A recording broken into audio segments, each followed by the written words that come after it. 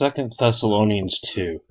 Concerning the coming of our Lord Jesus Christ and our being gathered to him, we ask you, brothers and sisters, not to become easily unsettled or alarmed by the teaching allegedly from us, whether by prophecy or by word of mouth or by letter, asserting that the day of the Lord has already come. Don't let anyone deceive you in any way, for that day will not come until the rebellion occurs, and the man of lawlessness is revealed, the man doomed to destruction. He will oppose and will exalt himself over everything that is called God or is worshipped, so that he sets himself up in God's temple, proclaiming himself to be God.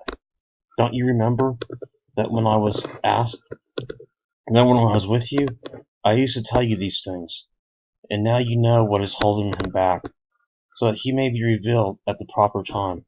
For the secret power of lawlessness is already at work, but the one who now holds it back will continue to do so until he is taken out of the way. And then the lawless one will be revealed, whom the Lord Jesus Christ will overthrow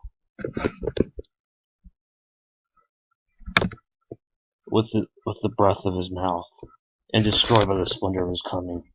The coming of the lawless one will be in accordance with how Satan works. He will use all sorts of displays of power through signs and wonders that serve the lie, and all the ways the wicked deceives those who are perishing. They perish because they refuse to love the truth and so be saved. For this reason, God sends them a powerful delusion, so that they will believe the lie, and so that all will be condemned who have not believed the truth, but have delighted in wickedness. Stand firm. But we ought to always thank God for you, brothers and sisters, loved by the Lord, because God chose you as first fruits to be saved through this sanctifying work of the Spirit, and through the belief of the truth. He called you to this through our gospel, that you might share in the glory of our Lord Jesus Christ. So then, brothers and sisters, stand firm and hold fast to the teachings we passed on to you, whether by word of mouth or by letter.